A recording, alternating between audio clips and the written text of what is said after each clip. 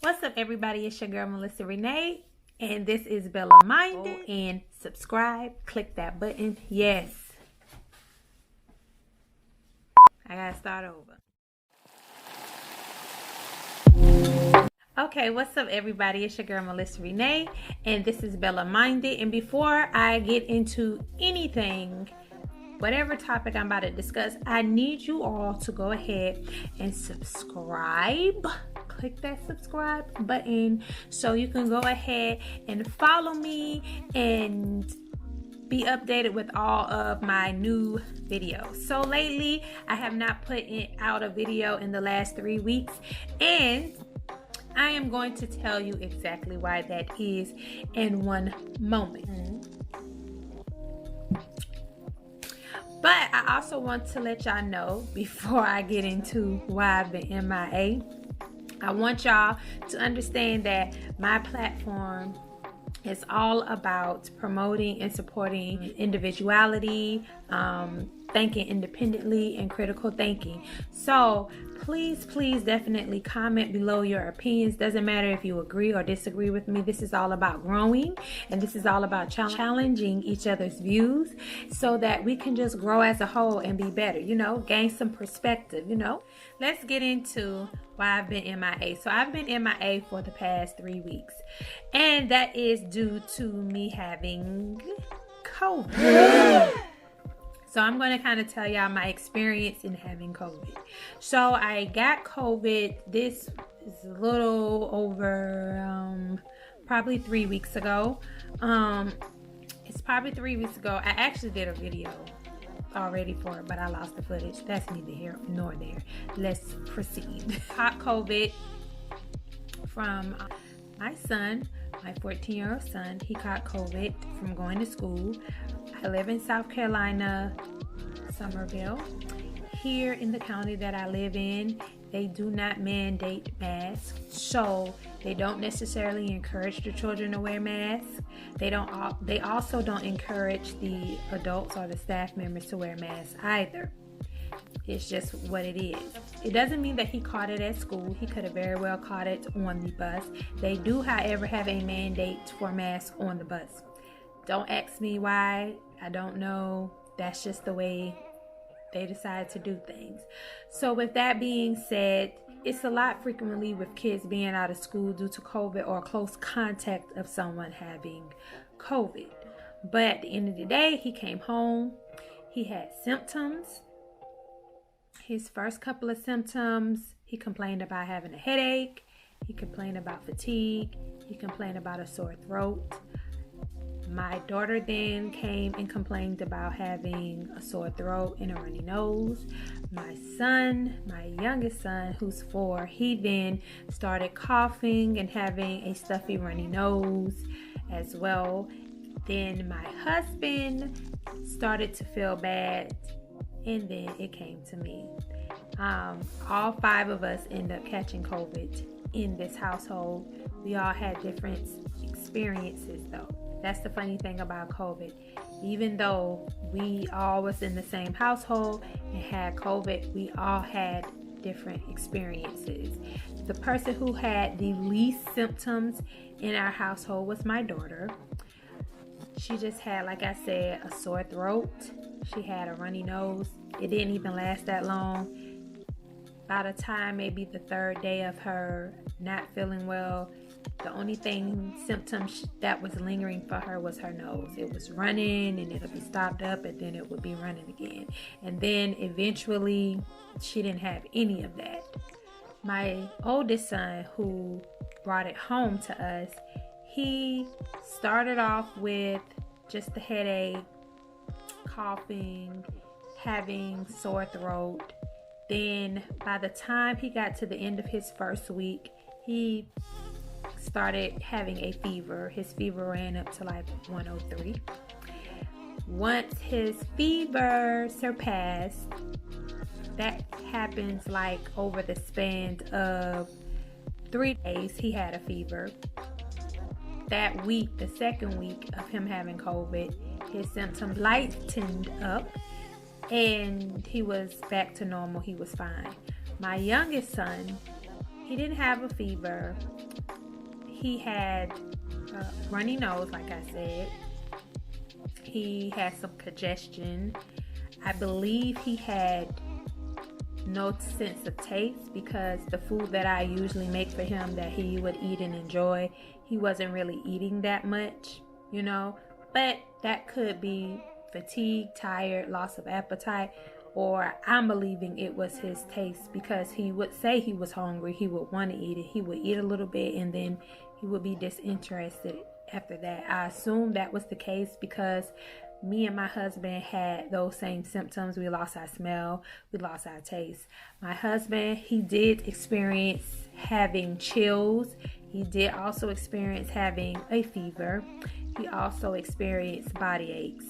He's probably the one who experienced most of the symptoms than anybody else. Me, I struggled with congestion as far as nasal congestion, as far as head congestion, and I lost my sense of taste and smell. That was basically the gist of my symptoms of how I felt. I did also feel, a little fatigued, but it wasn't to the point where I still wasn't making myself get up and move around. I even rode a bike. I rode my bike. I had my mask on, but I rode my bike. I went walking and did all of those things and kept active.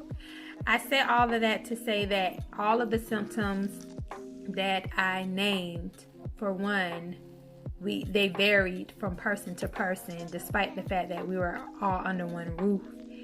And also, secondly, all the symptoms I've named are considered mild symptoms.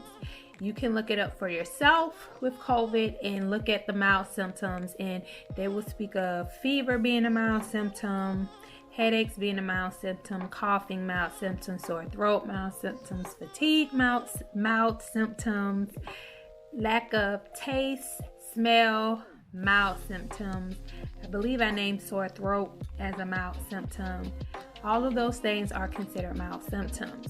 The things that are considered moderate to severe symptoms would be more on your respiratory, as far as having difficulty breathing, respiratory constriction, even to the point of, I believe, a stroke is a very severe symptom, etc.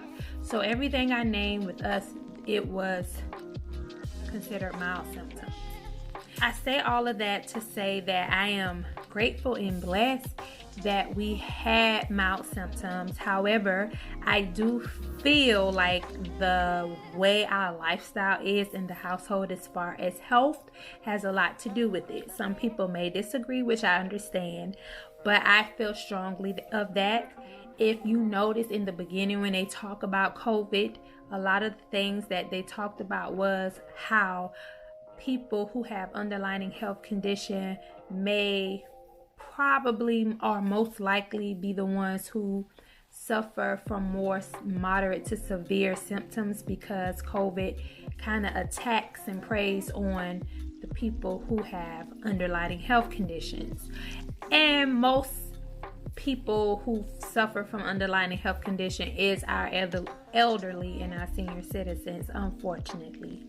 So I am an advocate of believing that your physical health has a lot to do with how you're going to be able to handle COVID, as far as having mild symptoms to severe symptoms. That's my personal opinion. Me, I am a vegetarian. I do not eat meat. And I exercise actively every day. At least if I'm not vigorously working out, I do walk every day. That's just kind of my MO and how I do.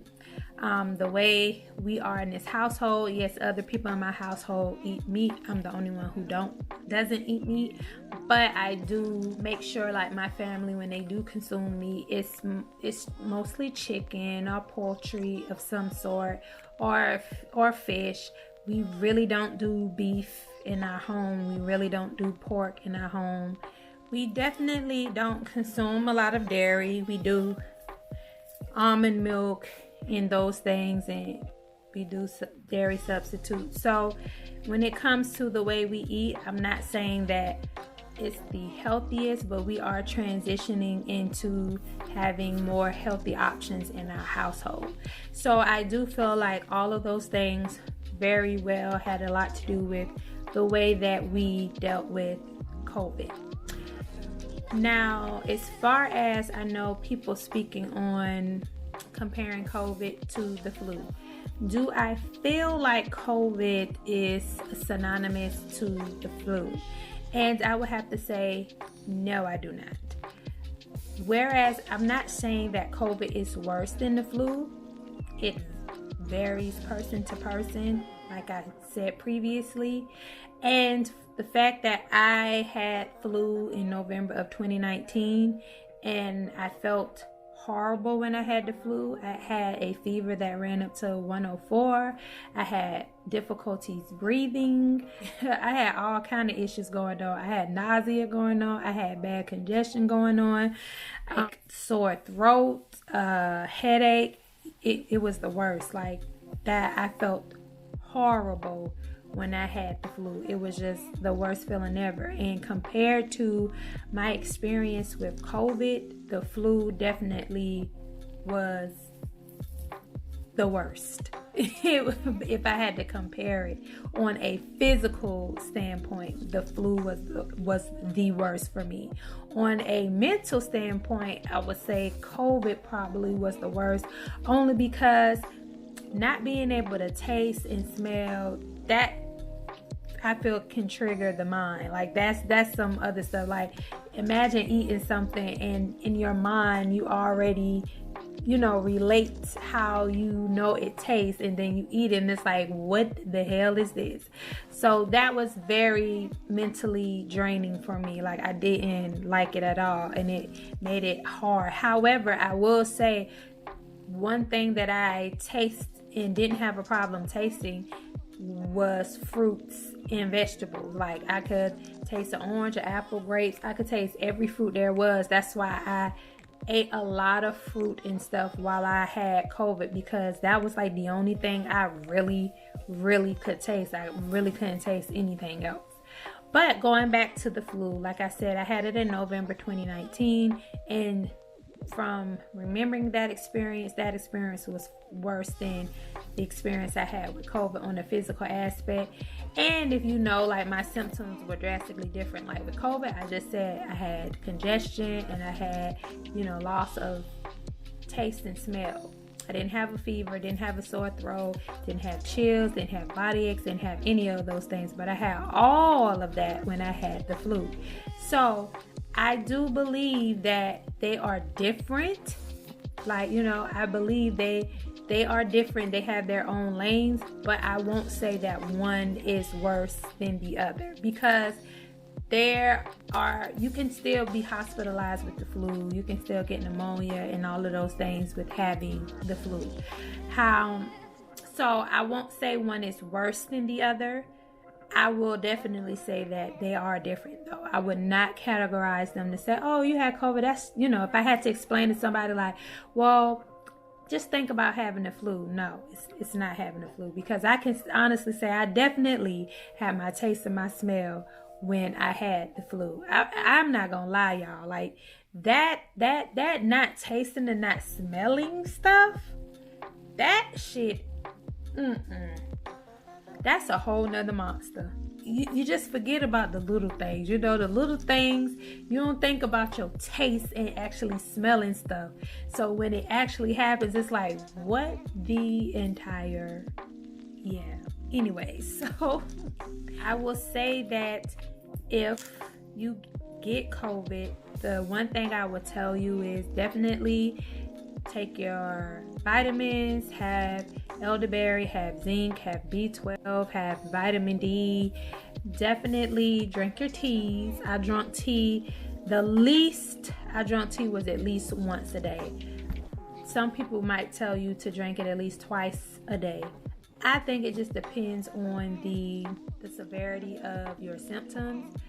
But I do strongly suggest that you do drink tea, herbal tea. They have different teas that helps for the immunity, that helps with breathing. You could just look it up. Definitely suggest that. Do not get complacent. I feel like COVID is like a tricky virus. You know, it tricks you. So it tricks you in the sense of like the first week when you get COVID, the first few days you might be like, oh, this ain't nothing. I got this, I'm good. You know what I'm saying? But by the time you get to that 5th day, that 6th day, that 7th day of the first week, like it could turn drastically. You can go from like, I got this under control to, oh, snap. And my husband, for the first 5 days, they were good.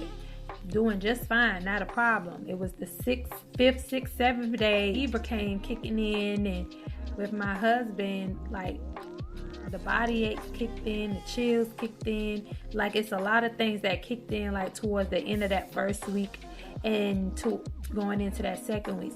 Don't think just because you feel good or this isn't that bad that you should just ease up on drinking your teas, ease up on taking your vitamin. No, take it, continue taking it. I will say if you probably don't feel anything or don't feel bad by that 5th day in the first week, you might be okay, but I wouldn't say you're out of the woods completely until you get to that second week. So if you by that second week still feel like a-okay, most likely you're gonna feel a-okay, and that's as bad as it's going to get for you. But definitely pay attention to that, because I think that's how you get tricky. Also, what's tricky about it too is that it'll make you feel like you're fatigued, you're tired, and you just want to lay in that bed all day, because that's when you feel the best, when you're laying down. Don't fall for that. Get up. I'm not saying for you to get up and run the marathon, but get up and walk around your house. Go sit outside. Go walk outside on your porch. Being outside during the sunlight, getting that natural vitamin D, that is probably the best vitamin D you can have. So it is imperative that you get up and don't just lay there, because you can allow your symptoms to get worse and worse and worse. Don't get complacent to just be laying in the bed and have somebody waiting hand and foot on you, or just not having the energy to get up and do things yourself. You have to be very, very intentional and very, very aware of what's going on with your body when you are dealing with COVID. And if at any time you feel like you're breathing or something is going wrong, I definitely would suggest you go to a hospital. Of course, it's the talk about the vaccine, who's vaccinated, who's unvaccinated. And to me personally, I don't feel like that's the important conversation to have, because either way, vaccinated, unvaccinated, we all are still getting it. We all are still spreading it. It's still people being hospitalized, regardless of the rate that it is, it's still people being hospitalized, and it's still people dying from this on either side. So I feel like that conversation is redundant, and that's not what we need to focus on. I feel like what we have to focus on is the treatment, like what's going to stop people, regardless of vaccination or not, from being in the hospital, from dying from this stuff. And I strongly feel like it comes down to how we take care of our bodies. You don't need to wait until we are sick to take care of ourselves. If you sit in a position where you have not caught COVID, this is the time where you can, if you're not already doing so, start doing things to get yourself in a healthier place physically, and work on your physical and your mental health, because if you get it, that is going to be your saving grace, your physical and your mental state and your mental health. I guarantee it. Actually even have a statistic out there where they did a survey, and they surveyed people who had COVID and had plant-based diet versus people who had COVID and didn't have a plant-based diet, and 73% of them had mild to no symptoms. It was based on plant-based.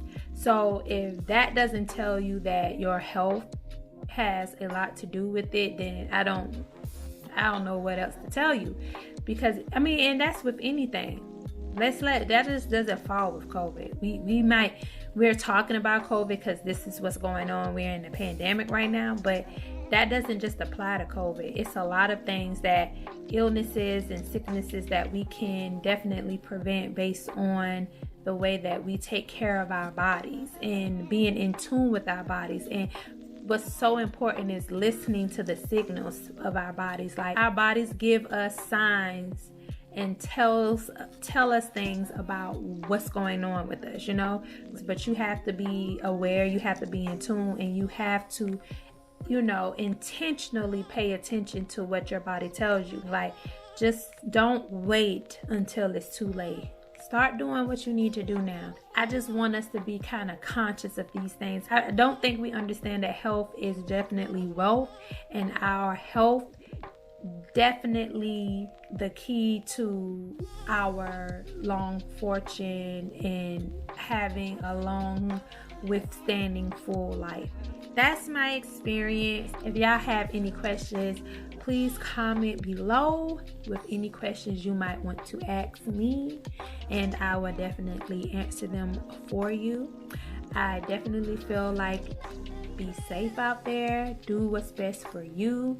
Do what's going to keep you safe. Do what's going to keep your family safe. Definitely, please do not be fearful. Do not be scared.